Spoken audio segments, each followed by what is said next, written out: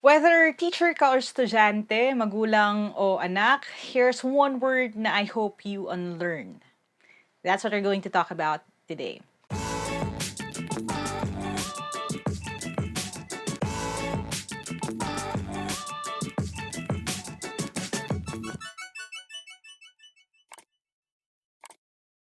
Hi there, thank you for checking out my channel. Thank you for clicking on this video. If this is the first video that you're watching from my channel, I make educational and motivational content. So if you don't want to miss any of my new uploads, don't forget to hit subscribe and hit that bell icon. This video is part ng ating Sunday Motivation series in which I try to help set the tone for your next week. I actually miss making videos like this, but I'm happy na I get to do this on a smaller scale sa TikTok account ko na at Lyqa Maravilla. If you want more na daily dose ng motivation or yung mga advice at real talk coming from me, you can follow me on TikTok na lang for that. This is something na I want to keep doing here on YouTube, pero hindi ako sure kung kailan yung susunod kasi ang priority ko talaga dito ay yung mga longer form na math and English lessons muna. And this is something na gusto kong pag-usapan natin kasi feeling ko naman kulang naman siya for a TikTok video. Here's the word that I want you to unlearn. I hope na we can all stop using the word bobo. Now, I know hindi siya madaling gawin kasi naging bahagi na siya ng bokabularyo ng marami sa ating mga Pilipino. Pero it's something na I feel means more than the word itself. We need to unlearn the concept na may mga tao na pinanganak na bobo o na mananatiling bobo. When we use the word bobo kasi, I feel na it's more than someone being weak sa isang subject like English or math. We use the word bobo a lot of times sa mga tao na irredeemable na o hindi na pwedeng matulungan. And for you who are parents, teachers, or aspiring educators, I feel na we need to talk about this kasi believing na may concept, may idea, may tao na pinanganak na bobo is going to be very limiting for you. When we call a person bobo, nagiging sentence niya na yun eh, nagiging destiny niya na yun. Pag sinabi natin na bobo itong tao na to, it gives us a way out. It makes it easier for us to stop trying to teach that person. Kasi kung bobo siya, ibig sabihin hindi ko nakasalanan kung hindi siya matututo. And if you're a parent, if you're a teacher, it's something that we can't afford to do. We have so many people around us and I encounter this on a daily basis sa comment section dito sa YouTube, sa Facebook, or sa TikTok. A lot of people would say, akala ko po bobo ako, hindi pala ako bobo. And saan nanggagaling yon? Saan nanggagaling concept na yon? It pains me to say na yung word na yon isn't something naman na in-embrace nila ng biglaan lang eh. They heard someone, maybe a parent, a friend, a kaklase, or sadly, again, possible na a teacher ang nagsabi sa kanila na bobo sila. And by hearing that, sinuot na nila yon as their badge and pinamuhay na nila yon. So, yun ay naging reason kung bakit nagde-decide sila against even trying to learn new things. Kaya, I'm making this video not because I'm claiming to be a better person than any of you. I'm saying this then as a kind of covenant with myself. By saying na we should all stop saying bobo, I'm saying din sa sarili ko na I should stop using that word. Actually, medyo matagal na rin naman na hindi ko yun ginagamit, lalo na sa mga tao. It's been a conscious decision on my part not to use that for people. It's hard, honestly, especially when people do dumb things. I mean, we know that happens. Pero we have to remember na in the same way na we could love the sinner and hate the sin, we can say na a person can do dumb things, pero hindi pa rin siya bobo. Hiwalay natin yung pagiging bobo ng sinabi, o ng desisyon, o ng ginawa, dun sa pagiging bobo ng tao mismo. Kasi to say na someone is bobo actually limits kung ano yung kaya nilang marating in life. I'm making this, hopefully, sana may makarinig. Sana kayong mga nanonood nito, if you were ever called bobo, you can move past that. Forgive the person who told you na bobo ka. And believe me when I say I've heard people call me that din. And it's been hard to move past that. Pero you have to. Do it for yourself, do it for your children, do it for the country. you are not bobo. Hindi ka bobo. Walang taong bobo. Na hindi ko din discount yung posibilidad na may mga taong ignorante. Pero ang gusto kong ilinaw dito is, iba ang bobo sa ignorante, iba ang ignorante by choice, sa ignorante by chance, at iba rin ang bobo sa nagbobobohan.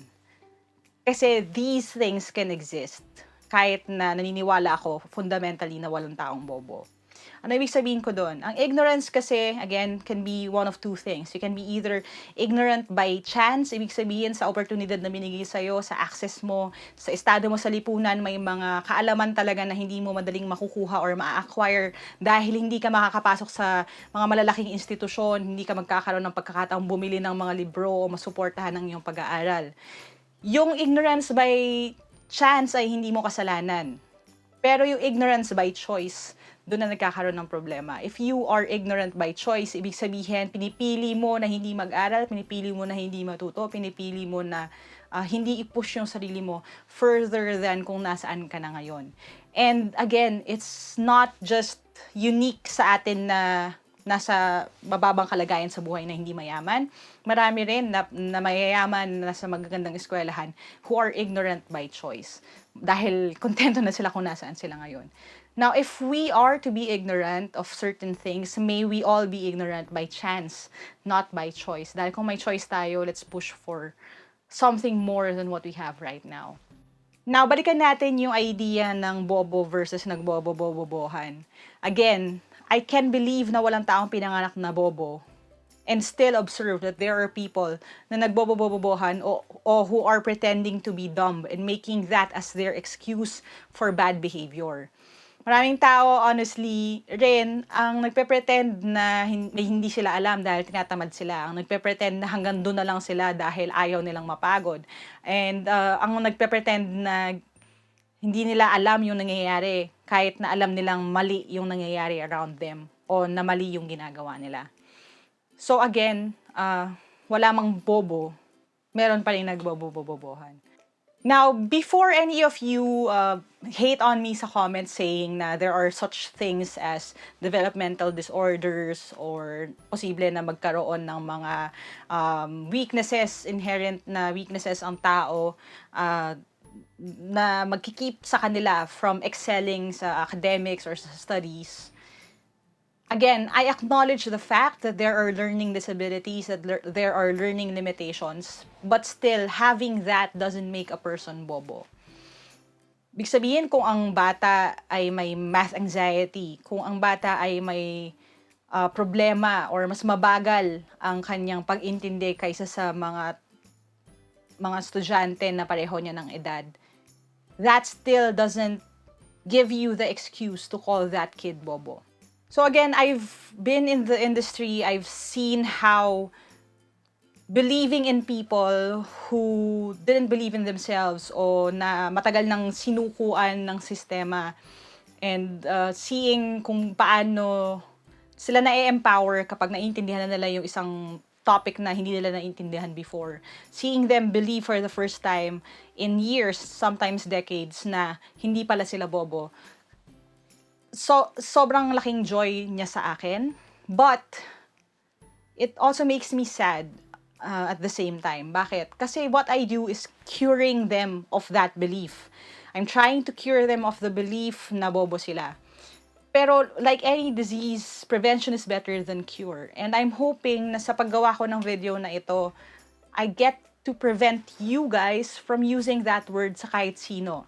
Sa anak ninyo kung hindi niya madaling makuha ang multiplication, sa estudyante ninyo kung mabagal siya, matuto magsulat, sa mga katrabaho ninyo kung hindi nila nakuha agad kung ano yung sistema sa opisina. If we can unlearn the word bobo, we can help so many people learn better. And yun yung sinasabi ko dito sa video na ito. Again, there are people who are ignorant. We can't escape that. Pero the ignorant, we can educate.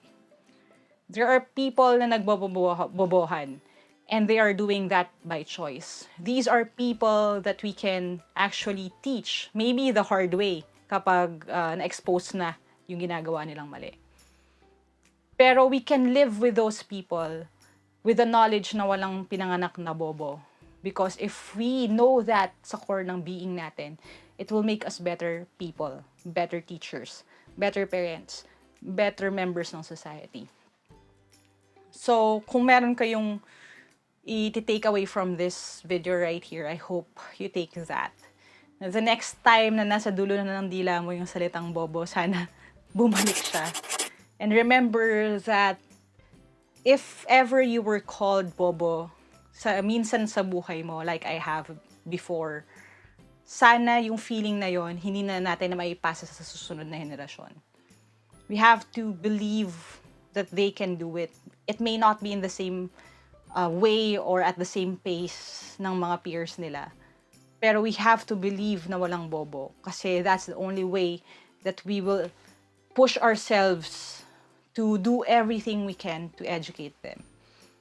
I find that in what I do, I have to learn how to teach complicated things and make it as simple as possible para maintindihan ng learners of all ages. And the only way that I can get myself up out of bed every day to do that whole translation thing is to believe na lahat ng manonood ng video na yon ay may pagkakataon na matuto through that video. So I'll do whatever it takes to make it as easy as possible, as simple as possible, and then maybe you can convince them that they can also learn so many other things. So, yun muna ngayon. Again, this is Sunday motivation video and that's what these things are for. If you believe na bobo ka, hindi ka bobo. Walang taong bobo. Tamad, marami. If you think na bobo ang ibang tao, I hope you unlearn that. Give them a chance to learn. Try your best to educate them, to teach them. And then maybe, just maybe, we can actually change the world. Yun muna for now and I hope may napupulot kayo dito. As you always say sa channel na to, maliban sa walang bobo, you should never stop learning. Aja. Kaya niyan. I'll see you in my next video and bye for now.